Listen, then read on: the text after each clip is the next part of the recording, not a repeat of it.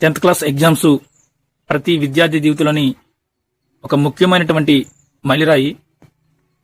సహజంగానే పరీక్షలు అంటే చాలా మందికి కొంత భయం ఉంటుంది. అయితే సరైన ప్రణాళికతోని కొన్ని నియమాలు పాటిస్తే ఈ యొక్క భయాలు, టెన్షన్స్ పోయి మనకి ఏదైతే వచ్చో దాన్ని సరిగ్గా అటెంప్ట్ చేయవచ్చు. జనరల్గానే మనకి చాలాసార్లు జవాబు తెలుస్తుంది, కానీ ఈ యొక్క టెన్షన్ వల్ల మనం సరిగ్గా రాయలేకపోతాం చాలా మంది కూడా. అందువల్ల మనకి ఎగ్జామ్కి వెళ్లే ముందు కొన్ని విషయాలు అనేది మనకి అవగాహన చేసుకోగలిగితే ఈ యొక్క టెన్షన్ పోయి మనం ఎగ్జామ్స్ ని సరిగ్గా అటెంప్ట్ చేయగలుగుతాం అనేది నా యొక్క నమ్మకము. ఫస్ట్ ఆఫ్ ఆల్ ముందుగా ఎగ్జామ్ హాల్కి ఎంత వీలైతే అంత ముందుగా వెళ్ళిపోండి. ఒక హాఫ్ అన్ అవర్ ముందు మనం వెళ్ళిపోవడం చాలా బెటరు. దీనివల్ల ఏంటంటే మైండ్ కొంచెం ప్రశాంతంగా ఉంటుంది, హడావిడిగా ఉండదు. లేట్ అయిపోయిందనో లేదంటే ఎగ్జామ్ కాల్కి ఈ టెన్షన్లోనే మనం చదివింది చాలా వరకు మనం మర్చిపోతాం, ఈ సంవత్సరం అంతా కష్టపడింది అంతా. కాబట్టి ఒక హాఫ్ అన్ అవర్ ముందు వెళ్ళిపోండి. తర్వాత ముందు రోజు మనం మొత్తం అన్ని చెక్ చేసుకోవాలి. హాల్ టికెట్ ఉందా లేదా, 2 పెన్నులు తప్పనిసరిగా, ఆ పెన్నులు కూడా ఒకసారి చెక్ చేసుకోండి సరిగ్గా రాస్తున్నా లేదా. ఒకసారి కొత్త పెన్నులు అప్పుడే ఓపెన్ చేస్తారు చాలా మందిని, అది కరెక్ట్ కాదు. ముందు రోజే ఒక 2 పేజీలు 3 పేజీలో రాయండి. పెన్సిళ్ళు మనకి ఏదైతే కావాలో ఎగ్జామ్స్కి పెన్సిల్, కొన్ని ఎరేజర్లు, డ్రాయింగ్స్ ఉంటాయి కాబట్టి, స్కేల్స్, ఇవన్నీ కూడా, స్కెచ్ పెన్లు, ఇవన్నీ కూడా ఒక బాక్స్లోని మీరు ముందు రోజే సిద్ధం చేసుకొని రెడీగా ఉంచుకోవాలి. పరీక్ష ప్రారంభానికి ముందు ముఖ్యంగా మన యొక్క మనసును ప్రశాంతంగా ఉంచుకోవాలి.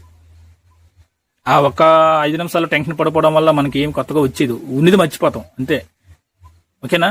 కాబట్టి నేను బాగా చదివాను, బాగా ఎగ్జామ్ రాయగలను, అన్ని తెలిసినవే వస్తాయి అని చెప్పేసి ముందు మనసును ప్రశాంతంగా ఉంచుకోండి. ఫస్ట్ మనం ముందు వెళ్ళిపోతాం కాబట్టి మనకి ఒక 2-3 నిమిషాలు కొంచెం, చాలా మంది చెప్తుంటారు కదా, శ్వాస తీసుకొని కళ్ళు మూసుకొని కొంచెం ఒక 2-3 నిమిషాలు బ్రీతింగ్ ఎక్సర్సైజ్ లాగా చేస్తే కొంచెం మైండ్ కొంచెం ఫ్రెష్ అవుతుందని చాలా మంది చెప్తుంటారు. అది చాలా మంచిది కూడా. ఇప్పుడు మనకి కొంచెం ధైర్యం వస్తుంది. ఆ ధైర్యం రావడం వల్ల కొంచెం ఆత్మవిశ్వాసం పెరుగుతుంది అనమాట. ఆ తర్వాత మనకి ఎగ్జామ్ హాల్లోని ఇన్విజిలేటర్ వస్తాడు, మనకి పేపర్లు ఏదైతే పంచుతాడు. ఫస్ట్ ఆఫ్ ఆల్ ఆ పేపర్లు పంచినప్పుడు మనం జాగ్రత్తగా చూసుకోవాలి. ఫస్ట్ మందా కాదా, ఆ యొక్క ఓఎంఆర్ షీట్ మందా కాదా, దాంట్లో ఏమైనా తప్పులు ఉన్నాయా అనేది చెక్ చేసుకొని, ఏమైనా తప్పులుంటే ఒకసారి ఇన్విజిలేటర్కి మనం చెప్పగలగాలి. తర్వాత ఎగ్జామ్ పేపర్ ఇచ్చిన తర్వాత ఆతృతగా ఎగ్జామ్ ఓపెన్ చేసి రాసేకుంటానా ఫస్ట్ ఆఫ్ ఆల్ మనం సంతకాలు, ఆ యొక్క పేపర్ కోడ్, లాంగ్వేజ్ కోడ్, ఇవన్నీ ఖచ్చితంగా అయ్యి టెన్షన్ లేకుండా మనం పూర్తి చేయాలి. ఇవన్నీ మనం తప్పులు చేసి మనం ఎగ్జామ్ ఎంత బాగా రాసినా సరే మనం ఫెయిల్ అయిపోతాం. కాబట్టి ఫస్ట్ ఆఫ్ ఆల్ ఇవన్నీ జాగ్రత్తగా చూసుకోండి. తర్వాత అంతా అయిపోయిన తర్వాత మనకి అప్పుడు ఒకసారి ఎగ్జామ్ మనకు క్వశ్చన్ పేపర్ ఇస్తారు కదా, ఆ క్వశ్చన్ పేపర్ ఇచ్చిన తర్వాత ఒకసారి కొంచెం ప్రశాంతంగా చదవండి. చదివినప్పుడు మనకు చాలా వరకు తెలిసిన ప్రశ్నలు వస్తాయి. ఒకవేళ తెలిసిన ప్రశ్న రాలేదు, కొంచెం టఫ్గా ఉంది అనిపిస్తే ఎక్కువ భయపడద్దు. ఎందుకంటే ఇది కాంపిటేటివ్ ఎగ్జామ్ కాదు, క్వాలిఫైడ్ ఎగ్జామ్. సో చాలా వరకు మనకు కష్టంగా వచ్చిందంటేనే టోటల్గా అందరికి కష్టంగా వచ్చిందని అనుకోవాలి, మనం కొంచెం చదివిన వాళ్ళం అయితే. ఓకేనా? చదవలేనాడు అయితే వాడికి ముందే తెలుసు నేను చదవలేదని చెప్పేసి ఆ టెన్షన్ పడాల్సిన పనే లేదు. సో మనం బాగా చదివాము కానీ పేపర్ ఎందుకో మనకు కష్టంగా ఉందని మనకు అనిపిస్తే మన మైండ్లో ఉండాల్సిన ఒకే ఒక థాట్ ఏంటంటే, ఓహో ఎగ్జామ్ కొంచెం కష్టంగా వచ్చింది, అందరికీ కష్టమే, కాబట్టి టోటల్గా కొంచెం ఈ ఎగ్జామ్లో అందరికి కొంచెం కట్ ఆఫ్ తగ్గుతుంది అని అనుకోవాలి తప్ప కానీ టెన్షన్ పడిపోకూడదు. ఎందుకంటే ఈ ఎగ్జామ్ వల్ల నీ జీవితం ఏమో పూర్తిగా మారిపోదు. ఓకేనా? టెన్షన్ పడొద్దు. సో ముందు ఏదైతే ముందు చెప్పానో, ముందు వచ్చిన క్వశ్చన్లు ఏదైతే ఉన్నాయో అవి ఒకసారి బాగా కాన్ఫిడెన్స్ గా వచ్చిన ప్రశ్నలు ఏదైతే ఉన్నాయో అవి మాత్రం ముందుగా మనం నెంబర్ స్టార్ట్ చేయాలి. ఎందుకనంటే ఫస్ట్ ఏదైతే వచ్చిన క్వశ్చన్స్ మనం బాగా రాస్తామో ఆ ఇన్విజిలేటర్ మనం ఏదైతే పేపర్ కరెక్షన్ చేస్తారో ఆయనకి కొంచెం ఒక 4-5 క్వశ్చన్స్ బాగా ఎప్పుడైతే అనిపించాయో ఆ తర్వాత మనం చిన్న చిన్న తప్పులున్నా జనరల్ గా టిక్ పట్టుకెళ్ళిపోతారని చాలా మంది చెప్తూ ఉంటారు. సో వాళ్ళ యొక్క దీనికి మనం ఏదైతే మనకి బాగా వచ్చిన ప్రశ్నలు మనం ముందుగా రాయాలి. ఫస్ట్ ఆఫ్ ఆల్ ఏంటంటే క్వశ్చన్స్ రాసే ముందు క్వశ్చన్ నెంబర్లో అనేది నీట్గా రాయాలి. సెక్షన్ ఏలోని ఫస్ట్ క్వశ్చన్ రాస్తున్నావా, సెకండ్ క్వశ్చన్ రాస్తున్నావా, లేదా సెక్షన్ బిలోని ఏది రాస్తున్నావు అనేది నీట్గా హెడ్డింగ్ పెడితే ఆ యొక్క ఎగ్జామినర్ ఏదైతే ఎగ్జామినర్ పేపర్ ఎవాల్యుయేషన్ చేస్తాడో వాళ్ళకి క్లియర్గా అర్థమవుతుంది. ఆ విధంగా తర్వాత ఏం చేస్తుంటే మనకు ఎగ్జామ్ రాసే ముందు మనకు నీట్గా స్కెచ్ పెన్నులతోని బార్డర్స్ అన్ని కొట్టుకొని సీరియల్ నెంబర్లు క్వశ్చన్ నెంబర్లు అన్ని వేసి బాగా వచ్చిన ఏదైతే జవాబులో అవి ముందు రాసుకొని వెళ్ళిపోండి. ఎక్కువ టైం కేటాయించొద్దు. అర్థమైందా? రాలేని దాన్ని అలాగా ఆలోచించాలి చివరికి టైం అయిపోద్ది. సో రాలేంది తర్వాత లాస్ట్ టైం ఉంటే ఆలోచించు.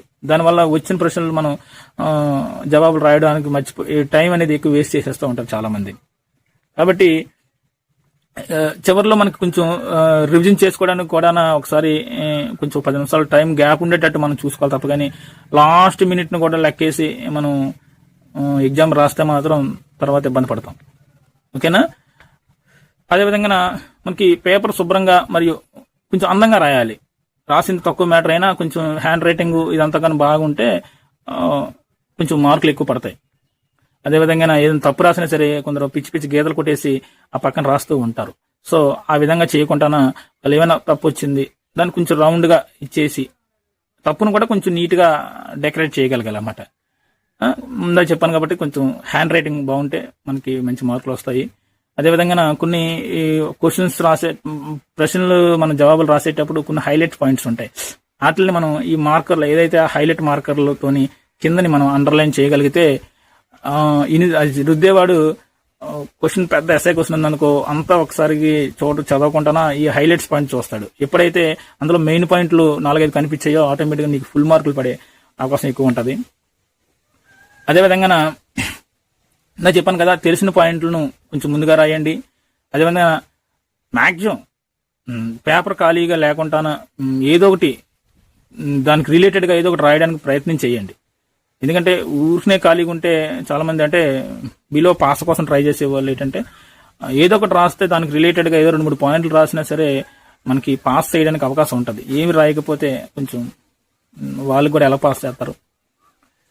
చివరిలో ముఖ్యమైన పాయింట్ ఏంటంటే లాస్ట్ పావు గంట 10 నిమిషాలు ఉంచాలని చెప్పాను కదా, ఆ 10 నిమిషాల్లోనే ఒకసారి చెక్ చేసుకోండి మొత్తం అనేది పేపర్ కోడ్ ఇవన్నీ సైన్స్ చేసావు లేదా, క్వశ్చన్ నెంబర్లు కరెక్ట్గా వేసావు లేదా, సీరియల్ నెంబర్లు సెక్షన్ నెంబర్లు ఇవన్నీ చెక్ చేసుకొని అప్పుడు మనం ఇన్విజిలేటర్కి మనం పేపర్ హ్యాండ్ ఓవర్ చేసి మనం ఎగ్జామ్ సెంటర్ నుంచి బయటికి రావాలి. అర్థమైందా? సో ఇవన్నీ కూడా పాటిస్తే కొంచెం మంచిగా ఎగ్జామ్ అనేది మనం రాయగలుగుతాం. అంతేగాని ఊరికనే సంవత్సరం అంతా చదవకుండానా ఆ రోజు టెన్షన్ పడిపోయి ఆ రోజు ఇచ్చేసినంత మాత్రాన మనకి పెద్ద ఒరిగేది ఏముండదు. అదేవిధంగా సంవత్సరం అంతా బాగా చదువుతారు చాలామంది విద్యార్థులు. ఎగ్జామ్ టైంలోనే కొంత వాళ్ళకి ఒక రకమైనటువంటి ఈఫోరియా భయంతో ఈ ఎగ్జామ్స్ని సరిగ్గా రాయలేరు. సో అలాంటి విద్యార్థులకు ఏదైతే చెప్పానో అవి ఖచ్చితంగా ఉపయోగపడతాయి. ముఖ్యంగా ఏంటంటే పరీక్ష ముందు రోజు అర్ధరాత్రి వరకు 2 గంటల వరకు 3 గంటల వరకు చదివామంటే ఆ నిద్ర ఎఫెక్ట్ అనేది తప్పనిసరిగా పడుతుంది. ఒత్తిడి అనేది పెంచుకోవద్దు. సంవత్సరం అంతా చదివింది ఆటోమేటిక్గా ఎగ్జామ్ సెంటర్లో నీకు గుర్తొచ్చేస్తుంది.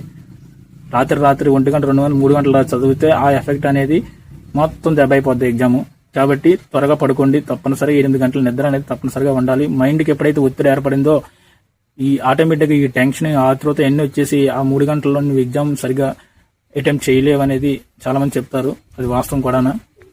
కాబట్టి మెయిన్ ఫుడ్ తినండి, హ్యాపీగా ఫుడ్ తినండి, శుభ్రంగా నిద్రపోండి, హ్యాపీగా ఎగ్జామ్స్ రాయండి.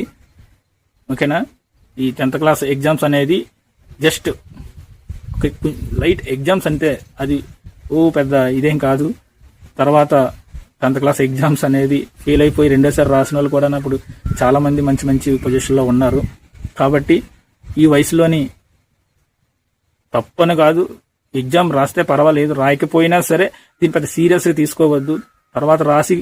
తర్వాత ఇంటర్మీడియట్ డిగ్రీ ఎన్ని చేసి కూడా మంచి పొజిషన్లో ఉన్నారు. ఎందుకంటే మీరు తెలియని వయసు. కాబట్టి ఎగ్జామ్లా చూడండి, పెద్ద సీరియస్గా తీసుకోవద్దు.